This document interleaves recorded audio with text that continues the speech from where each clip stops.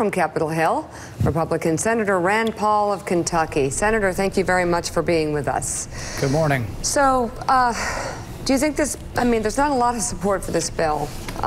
It even appears within the Republican Party in some ways, but do you think it's fixable? Well, let's see. All the Democrats hate it and half the Republicans hate it, so that means about 20–25% of the people like it. No, it's got to get better, and I think, what could be a solution. You remember Henry Clay's compromise of 1850? It couldn't pass. He broke it into 4 pieces, and they passed them individually. I think if we take this bill and split it into 2 pieces, we pass one that is more, looks like repeal, that conservatives like, and then the other one you load up with all kinds of Christmas ornaments and gifts and money and just pile money on it that the Democrats will vote for and some of the Republicans will vote for, and then I think both end up passing. It may not be completely good for the country, but you at least get the repeal that way. So you repeal, and what do you have in its place if you start with repeal and you wait to do the rest? Well, what you do is the things that the Democrats won't do. You can repeal the taxes, you can repeal some of the regulations, I'd prefer all of them, and you can also do some Medicaid reform. That could be in a repeal bill, and it would be much narrower and much cleaner repeal. But then to the people who want, billions of dollars in new spending, the people who want to retain a lot of the Obamacare spending, that could be put in another bill. There's another bill coming forward called the S-chip bill. It's a bill that typically all the Democrats vote for and some Republicans, loaded up with all the goodies that everybody wants.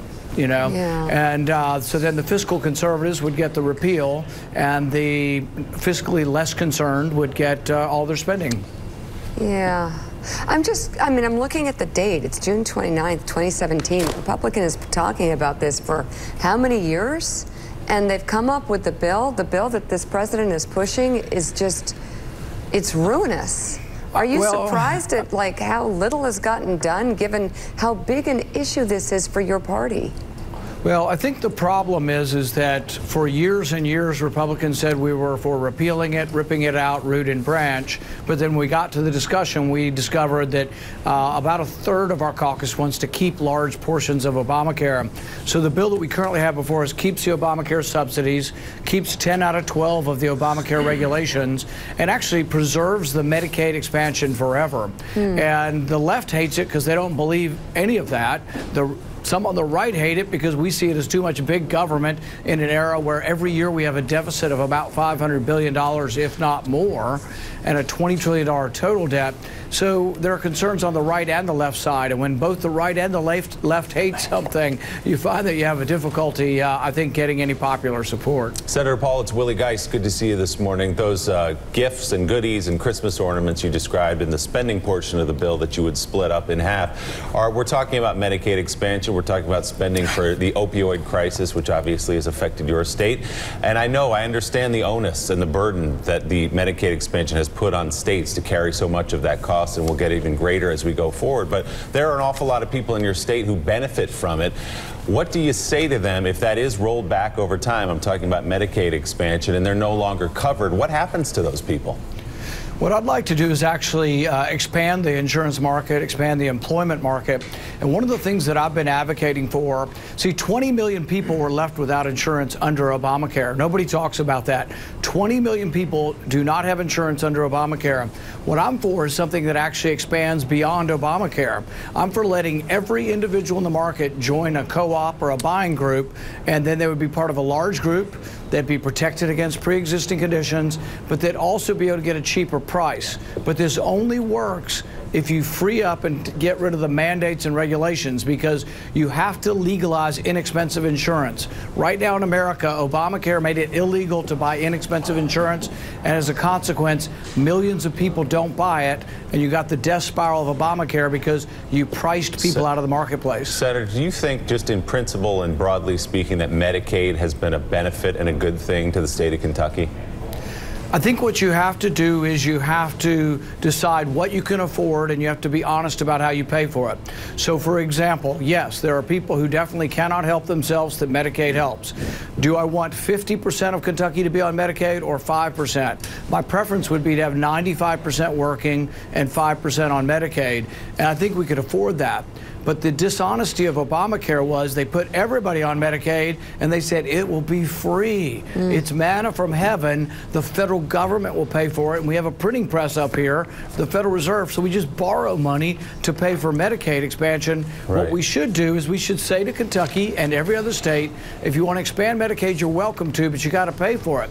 Then we would have a discussion. So in Kentucky, if we double our state income tax to pay for Medicaid, you know what? We might lose some business and jobs to Tennessee because they have no income tax. That would be an honest debate. You'd have to weigh the pros and cons of higher taxes versus higher spending. That would be honest government and honest deliberative debate. Senator, I think everybody would like to see 95% of the people working. We'd like to see 100% of the people working so they don't have to be on Medicaid, but the reality is they're not. There's unemployment. There's a lot of it in your state.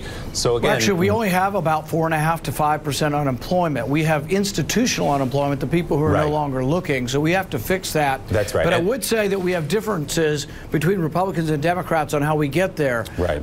As a Republican, we believe less regulation, lower taxes, smaller federal government leaves more money in the marketplace and you'll have more jobs. Democrats want more debt, more taxes, and more regulations, and that's what the last election was about, and they rejected Hillary Clinton because of that. So you feel confident, because there are people who are working who still need Medicaid, who still benefit from it because of how little money they make.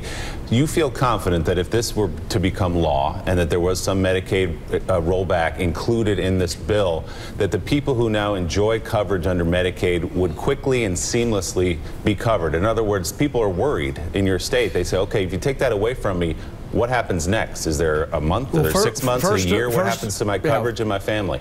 Well, first of all, I don't support the current bill and won't vote for it unless it changes or gets better. But what I would say is that what is falsely reported by a lot of people is that Medicaid's being taken away. Medicaid expansion is never taken away. Medicaid expansion is extended into perpetuity, forever. What we do is we ask after about, I think, 7 years, or actually gradually over 7 years, that the states begin to pay some of it. Right. Even after 7 years, Kentucky would only pay 30% of it. But most people in Kentucky government, including the governor, have said they probably can't afford to pay 30% of it, which means that if they can't afford it and the federal government has a $500 billion deficit, maybe we need to reevaluate trying to get the marketplace to offer cheaper insurance to people. Do you agree or disagree, Senator, that there are $772 billion or something like that pulled out of Medicaid in this bill, as the CBO has said? No, not really, because it's Washington math. Medicaid goes up like this, and under this bill, Medicaid goes up like this. So it slows down the rate of growth of Medicaid, but actually it's even worse than that. When you look at the curve, it's somewhat of an exponential curve without some controls. So, you know, Pat Toomey's been good at trying to get some controls on the Medicaid cost, but it doesn't cut Medicaid, it just slows down the rate of growth. So there will not be fewer people covered by Medicaid if this becomes law? I just want to make sure I have you right on this. Actually, I think what happens is Medicaid expansion never goes away. States are forced to pay for it. Now, CBO may say that, oh, states won't pay for it, so maybe less people would have Medicaid. But I think under the law, I don't believe it denies anybody on Medicaid. That's why I think the bill's exceedingly generous. And so it's interesting that we live in such a polarized society. The Democrats can't see that at all, and Republicans are still worried that we're keeping, conservative Republicans are worried that we're keeping Obamacare, and Democrats think it's absolutely draconian. There have been some honest reports, though. There was one the other day saying that basically this is a synthesis of Obamacare and Republican ideas, and that's truly what it is, and actually keeps a lot of Obamacare, and that's why it's not going to work. I mean, the death spiral of Obamacare will continue, and we're going to dump a bunch of insurance bailout subsidies on it, and I cannot in good conscience vote to give money to an industry that makes $15 billion a year. Yeah. That's crazy to give taxpayer money to the insurance companies. And Mika, just as a matter of fact, though, there is less spending on Medicaid, and it does roll back over time. Yeah, and it's less of an increase, but there's never less money in Medicaid, less of an increase in Medicaid each year. So, Senator Rand Paul, thank you very much. Let's talk more about this issue. It sort of underlies the entire